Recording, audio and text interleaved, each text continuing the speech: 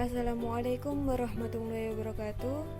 Kepada yang terhormat Bapak Nurdi SAG MPD selaku dosen pengampu dari mata kuliah Etika Profesi Keguruan. Perkenalkan, nama saya Lana Fida. Saya dari Sekolah Tinggi Ilmu Tarbiyah Al-Fatah, Siman Sekarang Lamongan. Dari Prodi PAI semester 6B. Baik, di sini saya akan sedikit memaparkan materi tentang supervisi. Supervisi adalah suatu program yang berencana untuk memperbaiki pembelajaran.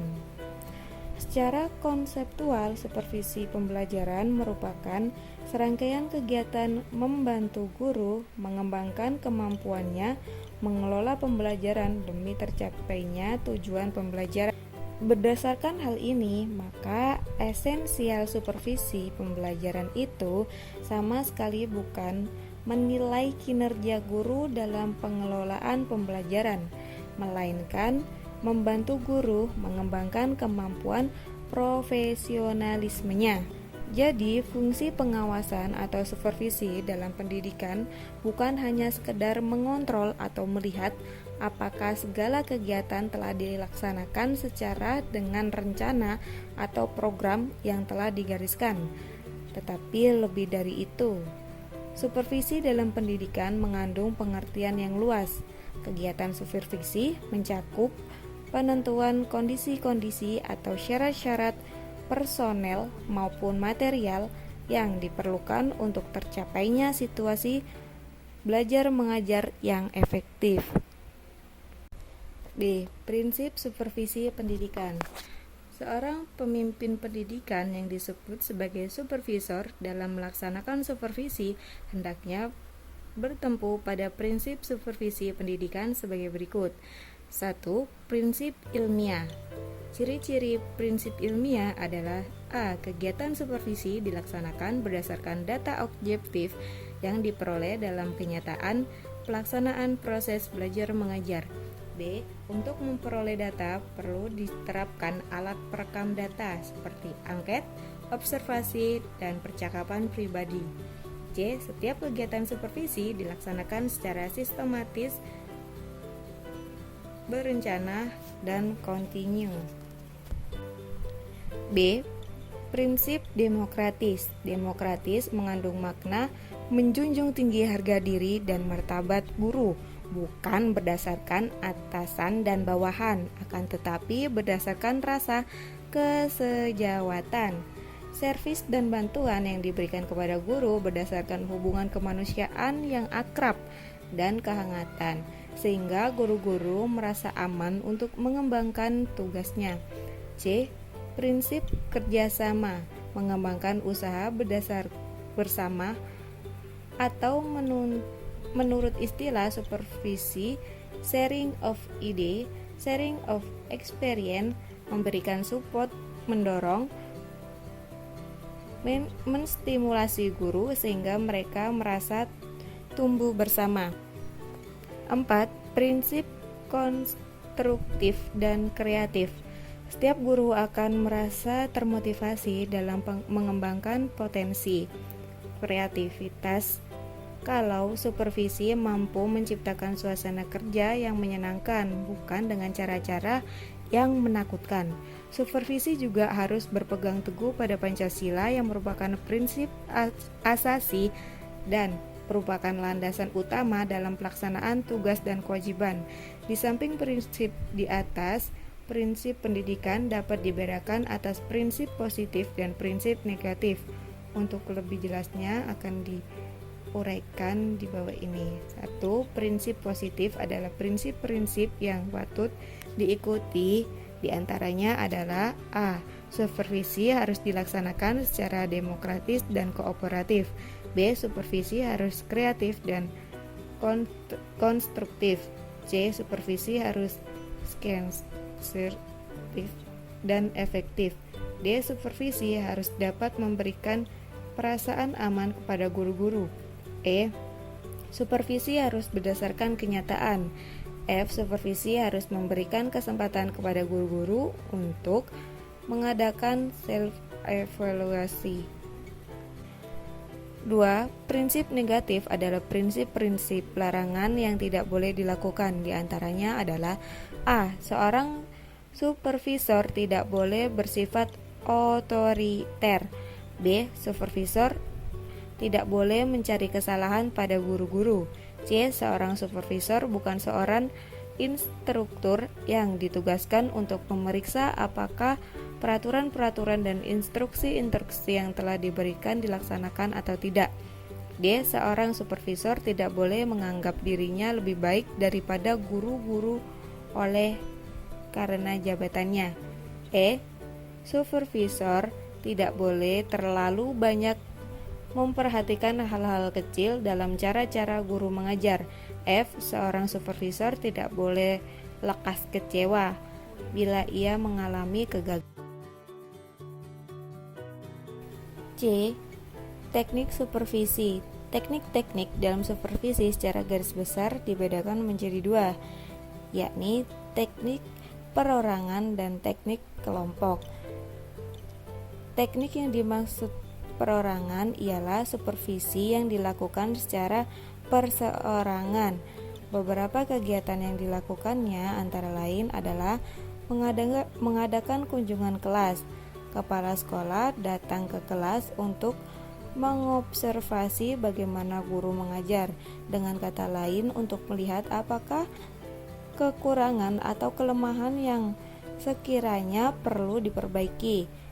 Teknik supervisi individual ada 5 macam, yaitu kunjungan kelas, 2. Observasi kelas, 3. Pertemuan individual, 4. Kunjungan antar kelas, dan 5. Menilai dari diri sendiri. Teknik kelompok. Teknik kelompok ialah supervisi yang dilakukan secara kelompok. Beberapa kegiatan yang dapat dilakukan diantaranya adalah mengadakan pertemuan atau rapat. Seorang kepala sekolah menjelaskan tugasnya berdasarkan rencana yang telah disusun, termasuk mengadakan rapat-rapat secara periodik dengan guru-guru. Dalam hal ini, rapat-rapat yang dilaksanakan dalam rangka kegiatan supervisi. Menurut Gewin, 1961 ada 13 teknik supervisi kelompok, yaitu 1. Kepanitiaan, 2. Kerja kelompok, 3. Laboratorium dan kurikulum, 4. Membaca terpimpin, 5. Demonstrasi pembelajaran, 6. Dharma wisata, 7. Kuliah atau studi, 8. Diskusi panel, 9. Perpustakaan, 10. Organisasi profesional, 11. Buletin supervisi, 12. Pertemuan dosen atau instruktur, 13. Lokakarya atau konferensi kelompok. D. Pendekatan supervisi pendidikan. Menurut Piet A. Suhertin, ada beberapa pendekatan yang dapat digunakan dalam supervisi, yaitu pendekatan direktif, pendekatan non-direktif, dan pendekatan kolaboratif. 1. Pendekatan direktif atau langsung. Adapun langkah-langkah pendekatan direktif yaitu menjelaskan, menyajikan, mengarahkan, memberi contoh, menetapkan tolak ukur, dan menguatkan. Pada dasarnya, supervisi pendidikan Islam adalah usaha pembinaan pendidikan Islam untuk meningkatkan kualitas dan mutu pendidikan Islam serta profesionalismenya. Maka dapat disimpulkan bahwa tujuan supervisi pendidikan Islam adalah untuk meningkatkan kualitas pendidikan Islam, yang hal itu dilakukan dengan memperbaiki pengajaran. Untuk mencapai tujuan tersebut secara efektif, Sri Banun mengemukakan bahwa supervisi bukan hanya menyangkut penggunaan metode dan teknik supervisi, tetapi juga menyangkut pilihan pola yang tepat yang tergambar dari pendekatan supervisi yang dipergunakan. 2. Pendekatan non-direktif atau tidak langsung. Langkah-langkah pendekatan non-direktif yaitu mendengarkan, memberikan penguatan, menjelaskan, menyajikan, dan memecahkan masalah, dan dapat disimpulkan oleh Sri Banun Muslim dengan istilah perilaku supervisi yaitu meliputi